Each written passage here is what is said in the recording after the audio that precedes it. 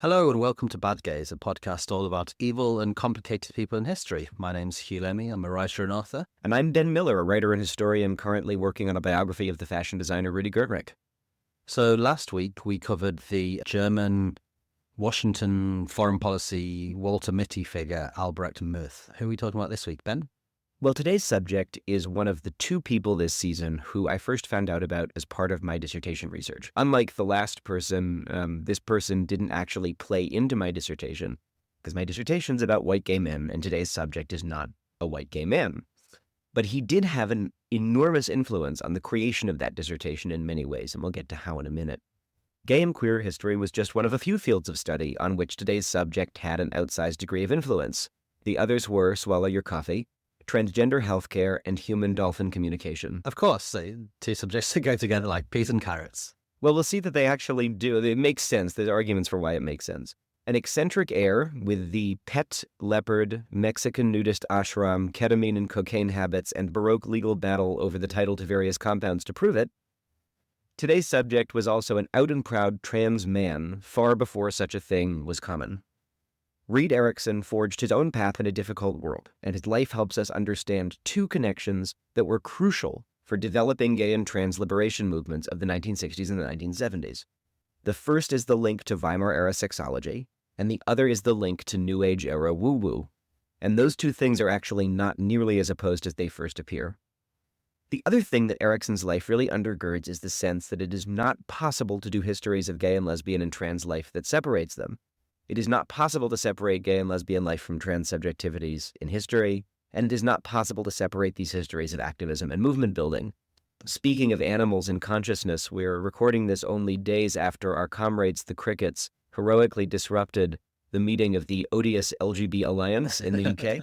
And so maybe we can think about today's story along those lines. Comrade Jiminy Cricket. I also want to emphasize at the beginning, it should be clear through how we talk about this episode, but our remit on this show is evil and complicated, and the person we're talking about today is complicated, in many ways a hero. Certainly not anywhere like the, fascist evil people that we've spoken about in the last few episodes. Yeah. So I just want to make that clear to people that we're not here to cancel Reed Erickson. Even if we could do such a thing, we wouldn't want to. Today's episode is really about honoring his contributions to the creation of the trans movement and then thinking critically about certain histories of trans medical care along the lines of different trans scholars, and then thinking about the ways that his late-in-life eccentricities were either part of or hindered, or maybe both, his larger political project. Okay. So our story starts in 1917, which is the year that Reed was born on October 13th in El Paso, Texas. Assigned female at birth, Reed was one of two children. The father was a German, Robert Erickson, and the mother was Jewish, Ruth Herzstein, but German Jewish. Reed seems like someone, apparently was someone, according to the histories that I read, who was very comfortable with his period of lesbian life. Okay. And so certainly was a trans man. We certainly should talk about Reed as a trans man. I'm going to keep calling him Reed even when I talk about him before his transition. Yeah. But as we'll hear later, he was involved in some specifically lesbian community in Philadelphia. That's actually an important part of the story and important to thinking about it, which doesn't mean that he wasn't also a trans man at the time. Reed grew up in Philadelphia, where his father ran a company called the Schuylkill Products Corporation, which was a lead smelting company. In 1919 in Berlin, a speech by the Jewish sexologist Magnus Hirschfeld helped announce the end of the German Revolution, the instantiation of the uneasily social democratic Weimar state, and an accompanying era of complex cultural, political, and sexual flourishing. As we've often discussed on this show, because it's one of my bugaboos, it's inaccurate to portray Weimar-era Berlin as some sort of idealized El Dorado of liberation. We all know what came after, but the temptation to paint what came before as a sort of split world, where everything was either pure and perfect and progressive or part of the conveyor belt to fascism, is really oversimplifying, and we can't think right about what happened if we think that way. Not least because, as we've discussed before on the show, there were plenty of people who were part of that building of fascism in Germany who were also LGBTQ. Yes, and as scholars like Peter Fritsch has pointed out, even outside queer movements, it's much harder than we would like to separate the cultural progressive icons of Weimar from its proto-fascist tendencies. We talked during the Elazar von Kupper episode, for example, about how the Bauhaus design course is influenced by Mazdaznan, which is this biologically racist new religion. Yeah.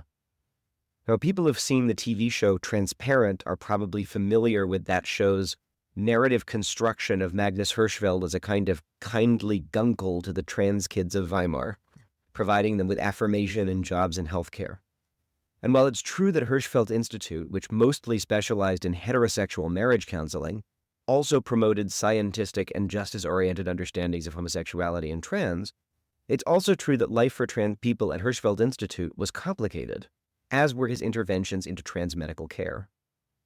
What Hirschfeld pioneered, in correspondence, by the way, with trans collaborators, who are better understood as advocates using doctors to achieve their goals rather than as subject patients being helped by a heroic cis doctor. Mm-hmm.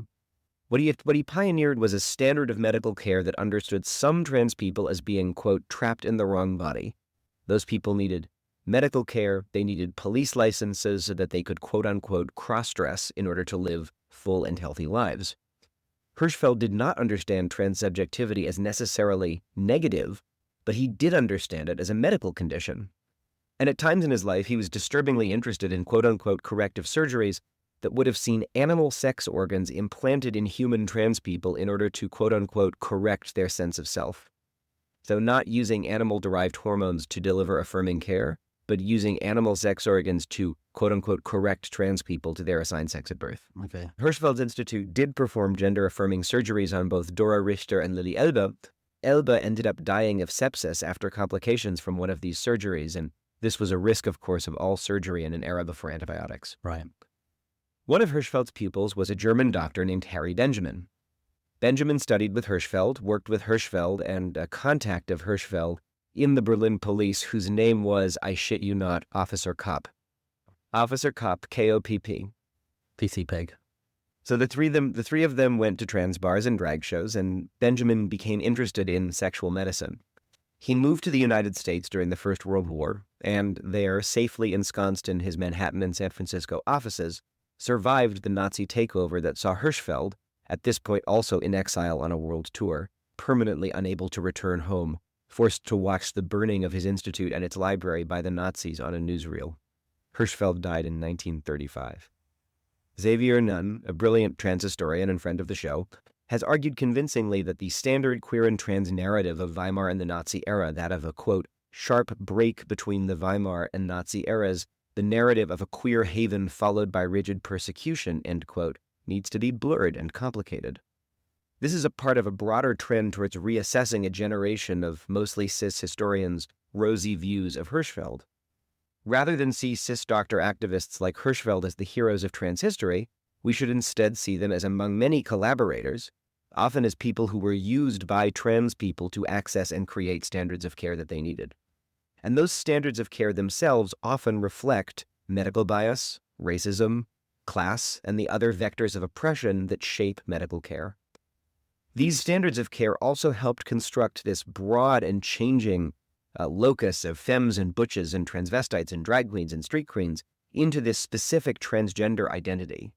In the words of the trans historian Jules Gill-Peterson in her recent book, A Short History of Trans Misogyny, very, very good, I'm not just saying that because we share a publisher, Verso, Jules Gill-Peterson argues that transgender, quote, arrived for many girls on the street not as an activist cry, but as an institutional word to abstractly separate gender identity from sexual orientation. By refusing to ratify that separation, these largely poor trans women of color were cast as backward, suffering from a, quote, outmoded belief system. Since then, the tendency to frame anyone who refuses to separate gender from sexuality as anachronistic has migrated to the global south, further entrenching the white, middle-class Western model of gender identity as the hallmark of transmodernity. Transgender's great accomplishment has thus been to disavow the very people it claims to urgently represent, poor women of color, end quote. Now, this is especially sensitive to discuss at a time when so many trans people are losing access to hard-won standards of medical care. States across the U.S. have banned trans medical care for people under 18. Some are considering bans on trans health care for anyone under the age of 26. I think in that light, it's sort of an ironic flip or maybe a dark mirror of this broader cultural shift, which I think is a right-wing one, seeking to define the age of sexual majority ever higher. Yeah, this sort of idea that you sometimes see, floating around Twitter that people in their early 20s are not really adults because their brain hasn't developed in a certain way yet or something like this. Right. Some states ban the use of public funds like Medicaid, which is federally funded but state administered, to provide trans health care, which means basically anyone under the poverty line can't access care. The NHS has already shut down insufficient provisions for trans kids following the odious and unscientific and very phobic Cass report, and it's now reportedly planning a review of adult trans care on the same lines. The point here in these conversations about the complicated histories of trans medical care, and this is a scholarly conversation that Jules Gill-Peterson started in her book, Histories of the Transgender Child, and that, as we'll hear a little bit later, has been really an ongoing critique by trans people of these standards of care over the decades. The point of this conversation is not to decry trans people who sought medical care or who collaborated with doctors to create it, but instead to think critically about how queer subjectivities, when they collaborate with power, are transformed by that power. It's not a moral argument about the individual worth of queer people, but a structural argument about what power does and analyzing things critically. I have no time for an approach to queer history that seeks perfect victims in the past or perfect resistors, and then decries anyone who isn't that as not queer, right? That's stupid. That's stupid Instagram card bullshit, and it's not what we do. It's the worst of pop queer studies at the moment, flames on the side of my face. But this is all just to say that understanding the complications of this history in no way distracts us all, cis and trans alike, from this urgent fight we have to fight now against this fascist backlash against trans life itself. Amen. Back to the Second World War. So one GI who had returned to the United States then ended up flying back to Europe, going to Denmark, and received there at clinics that were staffed by people who had been part of these Europe-wide sexological networks in the pre-war era, which included Hirschfeld and his institute, a series of gender-affirming surgeries. This is GI Christine. When Christine Jorgensen returned to the United States, a letter she had written to her family explaining what she had done was against her wishes leaked to the press. Ah. The New York Daily News headline of December 1st, 1952, Ex-GI Becomes Blonde Beauty, contains everything you need to know about the Jorgensen phenomenon. She was so conventionally attractive and normatively feminine that people incorrectly speculated she was intersex rather than having been assigned male at birth. Jorgensen was, at the age of 26, outed to all of the world, and she had originally planned just to live quietly as herself, but she found herself unemployable because of the media attention. Oh, God. So had no choice but to basically spend the rest of her life in the public eye. As late as 1967, Hugh, her autobiography sold 450,000 copies, Wow. which I think is evidence of this mass public interest in her. She was treated as this spectacle of plasticity, right, of a self that could even challenge the laws of nature. And one of the medical advisors on her case was Harry Benjamin. He had begun to quietly accept and to treat patients who were seeking gender-affirming care.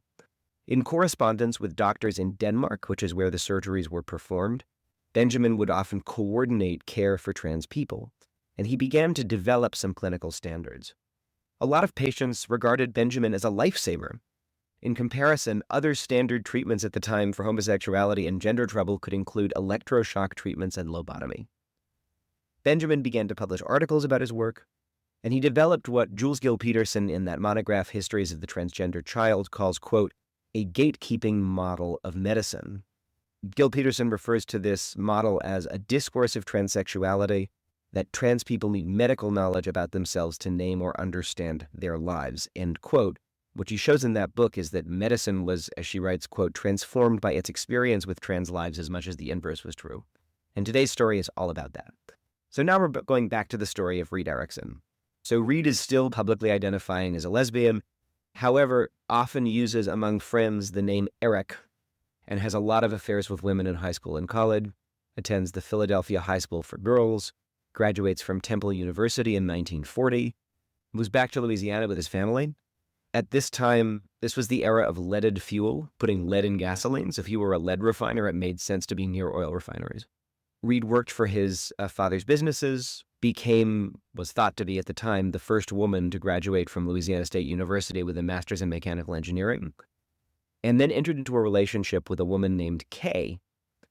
I'm using the initial K because Ada Bello, who knew Reed, also knew Kay, and knew that Kay would not want her name to be all over the place in these conversations. So the two of them moved back to Philadelphia. They entered into this very active left-wing political and lesbian social life. They're volunteers for the third-party left-wing presidential campaign of Henry Wallace in 1948. This campaign was also one of the sparks that led Harry Hay, who was across the country in Los Angeles, to start the Mattachine Society 2 years later in 1950. They also hosted in their home the leftist black singer Paul Robeson, who at that time was blacklisted by the FBI for his communism, was actually being slowly poisoned with LSD. Oh, well, that's a side story I didn't know about. Robeson attempted his own life on at least one occasion in Moscow because he was being poisoned with LSD by the FBI and the CIA. Oh, my God. Yeah. There's a wonderful new album by Devon Tynes that explores Robeson's life and legacy, and it uses this suicide attempt as its jumping off point. Devon sings a lot of Robeson's songs and with a lot of sort of new production, and it's really good and people should listen to it. My grandfather was a big Robeson fan. He had a big impact on the left in Britain at the time. He was a great, great singer and a great humanitarian and was persecuted by his government for it.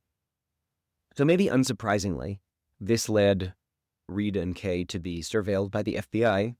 Reed was eventually fired from his job for refusing to himself fire a German-born secretary who had been a member of the Communist Party in Germany before the Second World War. Reed and Kay ended up breaking up, but they remained friends. Reed at this time was still working for the family businesses, but also started his own company that made sports bleachers and grandstands.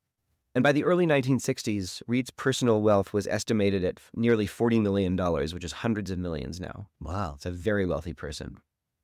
So in 1962, Robert Erickson died, and Reed promptly contacted Harry Benjamin. Harry Benjamin was, at this point, known among the subset of trans people who could pay as the source of possible health care. But I want to emphasize it was still a struggle, right? We don't want to mistakenly assume that women who can afford to travel for abortions aren't affected by local abortion bans. Right. It might be better to be able to travel than not, but it's still a restriction. Even relatively well-off trans people who could pay for hair had few places to access it and didn't often know where to turn to get it. As Aaron Devor and Nicholas Mate write, quote, most doctors, if they had even heard of the word transsexual, refused to treat trans patients other than to institutionalize them in psychiatric facilities. Others who were more open-minded would only agree to refill prescriptions that Benjamin had begun. So despite significant interest by people wanting to undergo, quote, sex change procedures, and scattered interests by various individual researchers and clinicians in the first half of the 20th century, there was almost nowhere for people to access such services in the U.S. before the mid-1960s. So Harry Benjamin helped Erickson access medical care in 1963, and this was one of the first gender-affirming surgeries performed on a trans man in the United States. Like Jorgensen, Erickson was white and was also conventionally and normatively attractive in his lived gender. I want you to take a look at these two pictures of Reed Erickson taken in the 1960s, soon after his transition, and tell the people what you see here. Start with the top one. He's a beefcake. He's posing in his underwear in a sort of macho man style. He's Fucking ripped. He's ripped. I know. I wish I had like arms ripped, that. especially for the time. You know, like before sort of modern protein technologies and workout sort of technologies, etc., etc. Like he's got that sort of Sean Connery sort of 1960s body. Right. And then the bottom one, dapper. Dapper, yeah, he's cute. Dapper with nice a tie on, a very like 60s looking lady on each arm. Who does he remind me of? Yeah, I don't know. Yeah, he's a good looking chap. So here we have this conventionally attractive, rakish, daring playboy, basically, who around this time also adopts a pet leopard named Henry. Okay. Henry was a constant companion to Reed throughout the rest of his life. Henry accompanied him on business trips. At this point, Reed really started to date and sleep around, ended up having a series of different marriages with different women. So I feel like adopting a leopard is the start of the sleeping around, being very attractive lifestyle. I think so too, yeah. It's a decision you've made. I'm going to be the leopard guy. I'm going to be the leopard guy. Morgan M. Page, trans historian and friend of the show, has a fabulous trans history podcast called One from the Vaults. We've talked about the show on here before. If you like our show, really listen to hers. It's really fantastic. She has a great episode about Reed Erickson, and she calls him in that show the, quote, trans Howard Hughes, unquote. And that's in the sense of this kind of growing eccentricity that's enabled by this fabulous wealth, right? The same wealth that enabled Erickson to keep running his businesses as Reed, right? It's one thing to fire an employee for their transition, but you can't fire your boss. Yeah. Also enabled an increasing eccentricity. But alongside the eccentricity, there was generosity.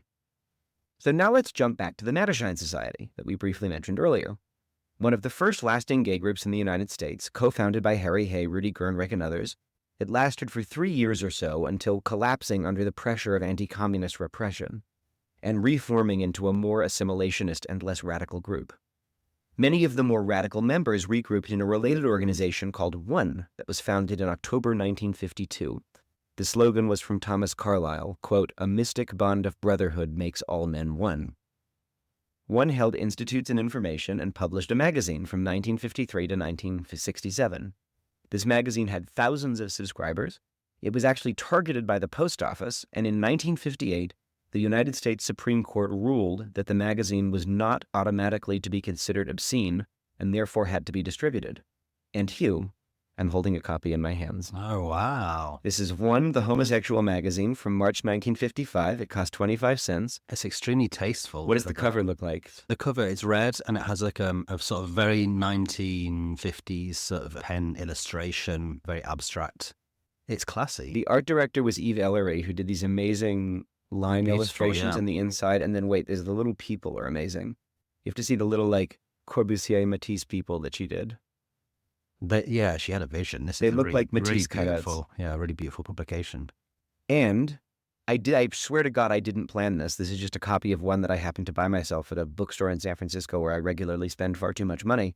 But I opened it up to look at what the contents were for this episode, and article number 5 is called Christine Jorgensen and is written by someone calling themselves Carlotta Baronin von Curtius, the Baroness of Curtius, me too.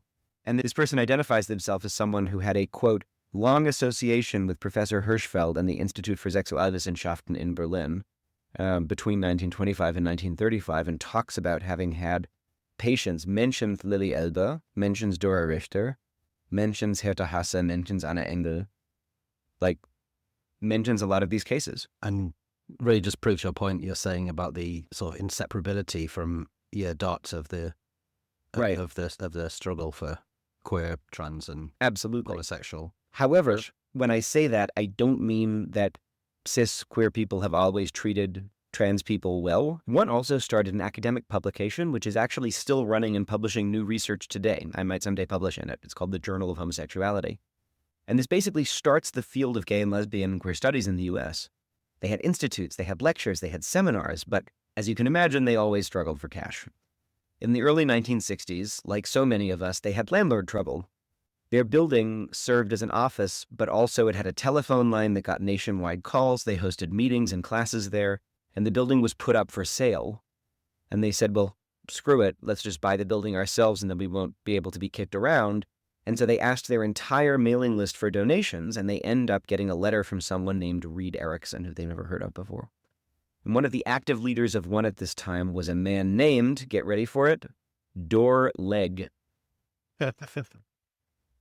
William Dor Lambert Legg, to be precise, who was a trained landscape architect who in 1950 started a group called Knights of the Clock, which was a support group for interracial gay couples. Heard about that, yeah. He founded it with his partner, Merton Bird. And who was really, a one of the first, black gay men. yeah, one of the first sort of gay organizations in the US, no? And he was in Nattershine for a while and then sort of moved over to spend most of his time at One and really spent the rest of his life kind of guiding the progression of One. So Dor Legg was, as the name implies, a patrician in particular type of person. And he flew to Baton Rouge to meet the new donor. And I'm now going to read an extended quote from him, which is published in an article by Aaron Devor and Nicholas Mata in the journal GLQ. So this is all an extended quote from Mr. Dor Legg. Imagine it in a great patrician lockjaw. The people here had said, in regard to going down there, this is just some southern queen who wants a date for the weekend and is willing to send an airplane ticket. I was to change in New Orleans, and I got on this ancient flapping plane which just barely cleared the treetops, flapping on to Baton Rouge from New Orleans. I got to the airport, which was no kind of an airport at all. It was just a little shanty, really, with a wire fence. 8 or 10 people got off. Here on the other side of the wire fence was what looked to me like a blonde high school kid. I said, "Are you Reed Erickson?" And he said, "Yes." I just said, I was expecting somebody older. And I thought, oh, maybe they were right. And so we went out and got into this very large car with a built-in telephone. Well, those weren't all that common in 1964, so I thought, well, there's money here. During the drive into town, I learned I'd be put up at a motel. The room turned out to be the presidential suite. Once seated in there, he said, "Tell me about one." After hours of talk with only an occasional question from him, he said we would now go over to his house to meet his lover. Entering an old-fashioned frame house by the kitchen, we went through rooms with bare floors, southern summer style. Here was what might be a Brancusi, there what might be a Matisse. Now we would meet Henry, his lover. Turning on the lights of a large glassed-in porch revealed what looked to me like a 10-foot leopard. My host went in, and the two proceeded to tumble and roll around with great gusto. I was invited to pat the leopard's head, which I most gingerly did. Back at the motel for a few more questions, then a laconic, "I'm very glad you've come." Still no inkling as to why I was there. Around noon the next day, he said, "We have a small foundation and have been observing your One Institute quarterly with interest. Do you have any projects you would like funded?" Did we have projects? However, I knew that consulting engineer on the letterhead meant that he was not interested in projects as a category, but a project capable of being presented in detail right then. The best talked over had been our long-desired bibliography of homosexuality. If this was to be funded by him, I was told, I must go back to my board and set up a foundation for which he would pay.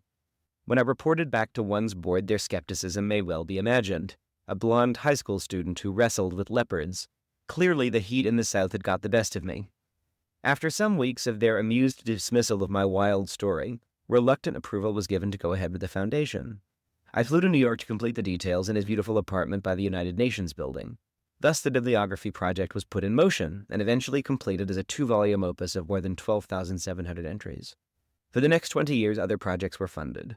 One day, without any special reason, the scales fell from my eyes, and I realized that our benefactor, the small blonde boy, was a female-to-male transsexual, One's first large contributor. End quote. So One became one of the first recipients of funding from what was now known as the Erickson Educational Foundation. No good lefty heir to a fortune could avoid setting up a foundation to do good works. And Erickson helped One set up its own, Legg calls it a foundation, but he really means a nonprofit corporation, to which one could donate. And over the years donated over $200,000. This is by an overwhelming share the largest amount to the organization. So take that, LGB activists. The very foundation of gay and lesbian self-knowledge was almost entirely funded by a trans man. Erickson also, maybe this is a sense of humor, attempted to fund a scholarship at the Philadelphia Girls High School with the qualification that the recipient have to be a lesbian, like in the 1960s, and the school declined. Now, Erickson's foundation is most well known for its contributions to trans healthcare. In 1966, Harry Benjamin published a book called The Transsexual Phenomenon, which argued that trans people should be treated with medicine. And the book and the standards of care that emerged from it were both a refreshing and important alternative to a medical consensus, understanding trans people as in need of corrective therapy, but also established this medical model for trans care, where the trans person needed to come to a cis doctor and be judged worthy of care. Think about the situation. Jorgensen had made trans people into a media spectacle, but there were still vanishingly few doctors who would do affirming trans healthcare. Aaron Devor and Nicholas Mate write that, quote, Erickson and Benjamin both saw a need for what we would now call a trans-positive medical and social system, and together they advocated and developed a number of projects that would release that vision, end quote. So the EEF had public offices in New York and Baton Rouge. They employed an assistant director and office manager named, name alert, Zelda Suplee. They just don't name people like they used to. Zelda Suplee and Dor Legg. So Zelda Suplee was also interested in alternative healing and nudism. This will come back later. Much like One's offices for gay people were, the EEF offices became these clearing centers where people could call for information. The EEF supported trans people in 3 ways, the first being support, the second education, and the third being research. We'll start with support. Support meant being a sympathetic ear for people and also being able to refer people to doctors, right? Imagine how important it would be to have a trusted resource list of doctors in your state who would react to you telling them about your transsubjectivity with actual medical knowledge and not with prejudice. By 1971, they had listed 250 sympathetic doctors nationwide. As for education and outreach, they produced huge numbers of pamphlets. They produced dozens of annual educational talks, and they actually sent trans people, although they always selected extremely normatively passing trans people, out to do these talks. This meant that people could actually meet trans people. In the 1970s, they published the following pamphlets. In 1971, Information for the Family of the Transsexual and Children with Gender Identity Disturbances. In 1973, Legal Aspects of Transsexualism and Information on Administrative Procedure. In 1972, Religious Aspects of Transsexualism. In 1973, Counseling the Transsexual, 5 Conversations with Professionals in Transsexual Therapy. Also in 1973, An Outline of the Medical Management of the Transsexual. In 1974, Information on Transsexualism for Law Enforcement Officers. In 1976, Guidelines for Transsexuals. And in 1977, Transsexualism, Information for the Family. So through these pamphlets and newspapers, the EEF helped to modulate between trans people and these different acceptable sources of social power and legitimacy. Much as the homophile organizations had, the EEF looked for acceptable cis voices, people like progressive ministers and researchers, to sit on advisory boards, to lend institutional and epistemic credibility to their claims. They also shared a media strategy with organizations like One in Mattersheim, which was to make sure their name appeared even in unsympathetic media articles. Right? Even if a media article was totally sensationalist and awful, if it contained contact information or even just the name of an organization, then The right people. queer and trans people might find it and find their way to services. The EEF also supported Benjamin and other professionals in researching and developing standards of care, and even from this critical perspective that takes into account how these standards of care often assumed medical authority over trans subjects, it's still important to think about the standards as a collaboration between trans people, in this case, one trans person with the resources to fund the research, and doctors. The EEF fully funded the opening of the first university gender clinic at Johns Hopkins, which did gender-affirming surgeries. And in 1966, that opened. That was the year that Benjamin published The Transsexual Phenomenon. By 1970, it could report on 12 such gender clinics across the United States, many of which it had funded. So if you were a sympathetic doctor, suddenly you had a place to go get your grant, and that also established you in the university. And then you're there and they can't get rid of you. In 1965, Reed met a woman from New Zealand. The two married. They had one girl by artificial insemination, and they adopted a boy. And they moved together to a large house in Louisiana where they lived with Henry the leopard and several other pets. This was also the time when Reed became interested in psychedelic drugs and drugs more broadly. The EEF's stated goals were, quote, to provide assistance and support in areas where human potential is limited by adverse physical, mental, or social conditions, or where the scope of research is too new, controversial, or imaginative to receive traditional support. Now, for Erickson, trans and gay issues were one of these areas, but psychedelic drug use was another. And as the 1960s turned into the 1970s, Erickson fell deeper both into drug use and into spirituality and New Age religion. You say fell, surely rose into drug use and religion. Yes, rose, absolutely. So the EEF began funding projects like Dolphin ESP, Yes. acupuncture, Okay. homeopathy, Right. and altered consciousness. And it actually makes sense in a way to think about trans subjectivity as one of these areas where the scope of research is new and controversial and imaginative and therefore does not receive traditionally oriented support. Erickson funded research into flying saucers. He funded research into a vaccine against pollution. Increasingly dependent on both ketamine and cocaine, and those are the two drug habits that would carry him throughout the rest of his life, Erickson built a home in Mexico in 1973 and named it the Lovejoy Palace Ashram. Excellent. His second wife cited his drug habit when filing for divorce in 1974. She moved with the children back to California in 1979. His third wife, a Mexican woman, would file for divorce in 1979. In 1977, the EEF offices closed their doors. Erickson had stopped working, his fortune was starting to dwindle, alimony payments were adding up, the drug habit was increasingly expensive, and he found the New Age and the ESP stuff more and more interesting to fund. But luckily, the seed funding had ended up creating different organizational infrastructures, like an organization called Janus, that were able to take up much of this work. There's a really interesting article by Abram Lewis about non-human beings in the Trans Archive. And in it, he argues that Erickson is only one of many trans visionaries, like Angela Douglas, a Florida activist who founded a trans feminist collective called the Transsexual Action Organization, who appealed to other than human consciousnesses in ways that have often been written off just as eccentric. To give an example, TAO made explicit appeals to extraterrestrials It presumed that any alien life that reached Earth would be sufficiently advanced to embrace trans people, and therefore pledged trans people as subversive allies to help aliens take over the Earth. The organization was also led by practicing Satanists, and so they publicly hexed Robin Morgan after her transphobic attack on Beth Elliott in 1972. As Lewis writes, these seeming eccentricities might be telling us something deeper. Quote, perhaps we might read these departures from the secular rational common sense of politics not as groundless or simply quirky, but a response to shifting and hostile political terrains. Confronted with such barely perceptible traces, part of the appeal of listening to ghosts may be that it offers explanatory frames that, while not traditionally historical, still help us annex some of the archive's unruly materials to the narrative and political aspirations that have characterized queer history all along, end quote. Now, we might not necessarily expect our story of sexological and respectability politics influenced medical standards to be so enmeshed in a story of anti-Enlightenment consciousness and psychedelia, but we see how enmeshed they were. Now, the EEF had funded the creation of what became the Harry Benjamin International Gender Dysphoria Association.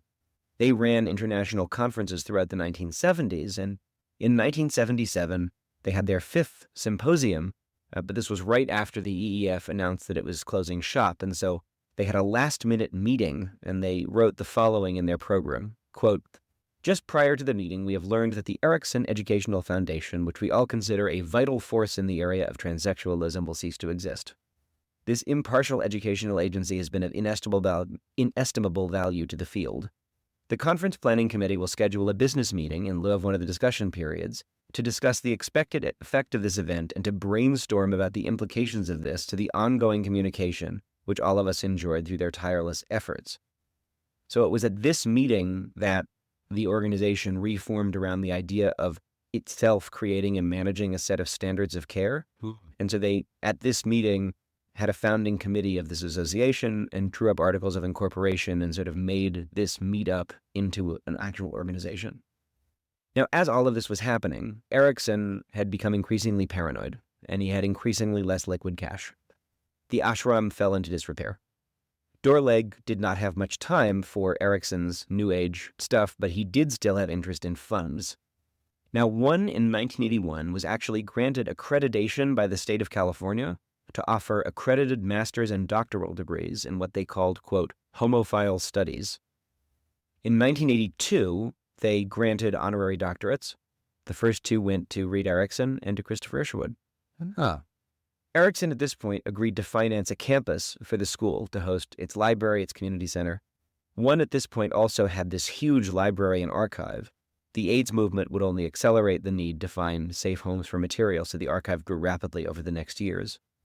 Erickson also had decided to relaunch the EEF, and he wanted to house it in the same campus as one. They settled on a large property called the Milbank Estate, which was then owned by a New Age group, which some have called the Church Universal and Triumphant. Located in this wealthy neighborhood of central Los Angeles called Country Club Park, we're talking about a massive house here, 10,500 square feet, 1.8 acres of land, built in 1906. In 1982, it cost $1.9 million, which is more than $6 million in today's money. So Erickson agreed to put down the down payment, and then at closing, pay $1.4 million, and then pay the rest in installments over the next 4 years. But a few days before closing, Erickson said, oh, well, oops, the money's going to be late. The church threatened to sue, and so Erickson paid for the house in a rather unique way. On the day of the closing, representatives from the church came to his house with security guards and a dog, and he paid them in gold South African Kruger rands. So Kruger rands were pure gold South African coins it's basically one of the easy ways of buying and trading gold at the time. So they weighed the money and they handed them over. And this is such a huge transaction that when the church cashed it all in, they drove the price of gold from over $500 to about $360 an ounce. Oh, wow. Because they flooded the market with so much gold. So one staff got to work handing over their belongings, and in January of 1984, the Milbank Estate opened as this headquarters campus of one in the EEF. But there were problems. So one had originally been intended to take the title of the mansion, but Erickson refused. There are a few reasons for this. To quote Aaron Devor and Nicholas Madej, by the early 1980s, quote, the cumulative effects of Erickson's drug use were profound. He was frequently difficult to deal with and was often highly distrustful and suspicious of others, particularly those closest to him. He had become uncharacteristically inattentive to his business interests, forgetful, and increasingly unreliable. This trend culminated in a series of arrests for drug offenses. Erickson's subsequent failures to appear in court eventually resulted in the forfeiture of several pieces of real estate and of large sums of money. He was also suffering from bladder cancer, which left him unable to walk and semi-conscious for days at a time. End quote. I mean, it's very sad when drugs start limiting people's lives rather than enhancing them. It is, and it's a warning sign. But blame also lay on the other side. Dora Legg was a patrician who didn't want to be associated with drugs and woo-woo, and Jim Kepner, who was an archivist and activist at One, would later recall, quote, "When One got the degree granting privileges, Reed immediately wanted several of his metaphysical and other acquaintances, and probably some people involved with dope, to be given degrees, and Dora flatly refused. Well, under the circumstances, since Reed was paying the bills, I would say Dora made a serious blunder. Or should he have at least tried to keep negotiations open in some way? It also reached the point where I began to get kind of nervous. Is One primarily a homophile organization, or is it a transsexual organization? I felt it got kind of out of balance. I felt that we support these people on our borders. If transsexuals define themselves as gay, well, then they're part of our community. If they define themselves as straight, well, we'll counsel them or help them or so on, but they're not really part of our community by their own definition." End quote. So let's break this down. There's an episode, a great episode of the Making Gay History podcast about Erickson, and the two guests are Abram Lewis and Morgan Page. They describe some specific and pretty transphobic hostility towards Erickson from One, which I think we also hear in that quote. Yeah. When Erickson is young, dashing, easy to deal with, his transness is acceptable to Legg and company. But once he's old and cranky and difficult, his transness becomes one of these bad eccentricities. And so it seems like basically their plan was to use the money to get the house, and then once they had the title, they were going to kick Erickson, the trans and the New Age stuff out, let him go off and die of cancer in Mexico, and then they would have this fancy building in their name. Yeah. By mid-1984, soon after the house had opened, Erickson started trying to evict One from the premises. He wanted to sell the house to finance contributions to other issues. The case went to court, and so for the next 10 years, One had to shut down its degree programs, actually permanently. They shut down everything other than the newsletter, the archive, and the lecture series, and spent 10 years only focusing on this estate battle. The problem was that One had nowhere else to go, so they still had to keep their library and offices there. Now, sometimes they coexisted, but other times there were problems. Erickson sometimes had armed security guards trying to evict One. Things went missing. There were multiple lawsuits filed in both directions. At one point, Legg was trapped inside the welded shut gate of the property. The next time that Erickson sent welders to shut the gate, Legg grabbed onto the gate to hold it open, and Erickson told the welders to just weld his hands onto it. Oh my God. After the mid-1980s, Erickson essentially was trapped in Mexico, unable to return to the United States because of new drug charges. At this point, One pursued its lawsuit, and they actually publicly outed Erickson by suing him under his birth name. No. So it's a really nasty That's business. And the case kept going until Erickson finally died of a combination of cancer and drug addiction in his Mexican ashram, which was now overgrown and filthy, in 1992. The case was settled with Erickson's estate. They ended up splitting the property. One kept its library open. It eventually moved into a carriage house on the estate. Now it's semi-independent, housed at the University of Southern California, and it's the archive where I've probably done the most original research. Its archivists at the moment have nothing to do with the phobia of the Legg days. They are among my favorite people to work with. Shout out to One. They are friends of the show. We love them very much. Right. It is the best queer archive in the world, I think. The Harry Benjamin International Gender Dysphoria Organization is now called the World Professional Association for Transgender Health. Since 1979, they have released 8 updates of what is now called their Standards of Care for the Health of Transgender and Gender-Diverse People. Not until the 7th edition, in 2010, did WPATH stop referring to trans subjectivity as a pathology. Its most recent update in 2022 was criticized by trans people for making reference to the social contagion theory of trans youth, and yet it does argue for trans healthcare to be provided to young people. The NHS CAS review officially removed the UK from these standards of care for the first time since they were adopted. Trans people continue, in other words, to fight both with doctors and with fascists to access the care that they need. Hi, you're listening to Bad Gays. We're an audience-supported show. We don't have a network, we don't have sponsors or advertising. It's really you guys who keep the show on the road. So if you're interested in supporting us, why not head over to Patreon, where you can listen to Extra Bad Gays, our monthly podcast about all things queer. It's really fun to do. You get to hear from us every month. You get to hear from us in a less scripted format. We're starting to do fun new things like an advice column segment. Again, all of that is only for subscribers. You can also subscribe on Apple Podcasts right there in the app. We also have new merch for season 8. We have t-shirts. We have socks that say Evil Twink Energy on them. We have caps in pink and camo and black. Go check it out, all at our website at badgayspod.com. All of that helps us keep the show going and do more of this, which we love to do. And now, on with the show. Thanks, Ben. That's a really fascinating story, especially the intersection of his life with these developing standards of care. You kind of skirted over something that I think is actually a really interesting moment in the 1960s and 70s in general, which is the research into dolphin ESP. Where did that go for Reed? I'm only asking because that's my personal interest.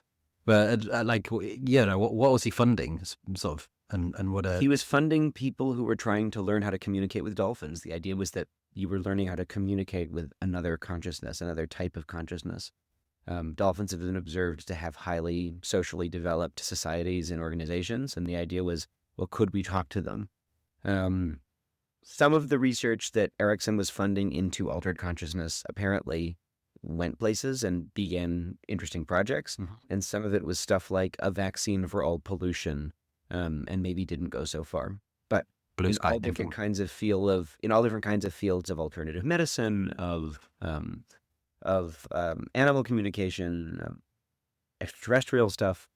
And again, think about how much that actually makes sense given this mandate of stuff that is too innovative to fund, right? Trans stuff was also too innovative to fund. It wasn't respectable. It was no more respectable than that. Right, yeah. And the thing with blue sky thinking is it always seems, or blue sky research, is it always seems ridiculous until it hits on something and then it becomes important. Right, exactly. I mean, if you went and talked to sort of a sober scientist in 1965, I don't think that gender-affirming care models would be much more ridiculous to them than some of the other stuff that we're talking about. So it makes a great deal of sense. That's what I think is really great about A.J. Lewis's argument, is that he really gets at, I think, the need to take this stuff seriously, even if you don't yourself want to swallow it wholesale. Yeah. Right? We learn something by taking these things seriously and on their own terms, because precisely part of what these people in the past are doing is challenging Enlightenment epistemology. That's very much part of what they're doing. And so we have to take those challenges seriously, even if in order to critique them. Do you think, on balance, long term, Reed Erickson's contributions to this medicalized discourse and medical standards of care have been a positive contribution? Yes, certainly. Morgan Page on that episode of Making Gay History says, quote, "We today would not have trans healthcare, period, without the funding and the information provided by the Erickson Educational Foundation," end quote. Okay. Goes on to say, quote, "The framework that trans rights organizations use today in terms of collecting resources by area and distributing them to trans people as we need is based off the work of the EEF. Without that, the modern trans movement as we know it would not exist," end quote. Right. I think it's really important when we look back to our queer ancestors in various ways, like that we're, to use that old quote, standing on the shoulders of giants. Which means we can sometimes feel superior because we have some sort of further enlightened knowledge when looking back on the way they might have done things. But the only reason we're in that position in the first place is we are standing on their shoulders, Absolutely. And I think it's especially true in this case. And again, I mean, this is someone who obviously has a complicated legacy in many ways, someone who seems to have not been particularly great to his romantic partners, and yet also someone who undeniably has a huge impact. And we don't want to be the present-day versions of Dora Legg and Jim Kepner and take basically the first excuse to start just pointing at this person as some kind of sort of eccentric office rocker, right? Yeah. At the same time, I think it is important to think completely and critically about Reed Erickson and what he represented and where he came from. Okay, one more question. Where did he get all his South African rand from? As maybe you can take that as a specific question if you know, or maybe more generally. Do you want to comment more on his sort of role, the outsized role that you can have in shaping movements if you have a huge amount of resources to put into them? Yeah, so the South African Kruger Rand specifically was a gold coin that in the early 1980s was the easiest way for people to collect gold. It lost its status as the easiest tradable gold unit as more anti-apartheid activism made it more and more socially unacceptable to collect South African products. Right. The reason why Reed Erickson had Krugerrand was because it was a way of protecting wealth and not having it be in a bank account or showing up anywhere, right? The same reason why people buy gold Today. And this is someone who is increasingly paranoid, is taking heroic amounts of ketamine and cocaine daily, is wanted for drug charges, is maybe wanted by drug runners south of the border. This is a rumor I wasn't able to corroborate, but, there's someone who's at least, at the very least, having a sort of complicated life. And so there's reasons why he may have wanted to have more of his wealth stashed away. And this is also some of the reason why it was harder to fund the EEF, because that was a foundation for which you need kind of liquid cash and income, as opposed to property and gold. The other question that you asked about the influence that you get to have on movements when you have a lot of money is absolutely true. And conversely, it's also true that without the people who have these money and resources, unfortunately, many social movements don't happen, right? You need an Engels for your Marx. You need an Engels for your Marx, right? And sometimes the Engels has a few interesting things to say, too. Yeah. Often for Engels. Often for Engels, yeah. I think it's also interesting to think about Erickson as someone who moves through these kinds of two big engines, right, of U.S. left-wing politics. The first being the Communist Party, and the second being the kind of hippie-influenced New Age. And, really, as I was thinking about this story, the more I think that Reed Erickson might be like the center of all of these movement histories in the U.S., at least from a white perspective. Someone who really is at the center of both gay and trans history, someone who intersects the 1970s with the sort of sexological impulse. In the Communist Party, also involved in the New Age stuff, like really bringing together all of these different strands that kind of make up the U.S. progressive left in the 20th century. Yeah, often these movements are sort of discussed as quite discrete moments, but really there's a chain that links them. And the chain that links them is real people. It's people who've lived through them, who bring their experiences onto the next one. You can trace in history these people who are the chains between movements, who help shape them. You have these really, and I'm not going to hold back because they also share our publisher, but it's a terrible book, really stupid and homophobic books like The Last Man Takes LSD, Foucault and the End of Revolution by Mitchell Dean and Daniel Zamora, that offer, I think, a really perverted and either homophobic or intentionally stupid, or maybe both, misreading of both Foucault and queer theory and the kind of California culture of the 1970s as the end of revolutionary aspiration in like global political thinking. They do a lot of really silly things in this book, including speaking about Foucault's split from the French Communist Party as if the French Communist Party weren't itself homophobic. They also in the book completely neglect to mention that a lot of these gay liberation milieus in which Foucault's participation, they argue, instantiated neoliberalism. They're sort of astonishingly intent on blaming neoliberalism on fisting rather than like Chile. Yeah. A lot of these people were actually, as people like Emily Hobson have shown, really actively engaged in solidarity organizing with people in the global south, right? So like there were connections between all these moments, and there were a lot of reasons why the new left forgets a lot of the lessons of the old left. Some of them are a successful campaign of repression.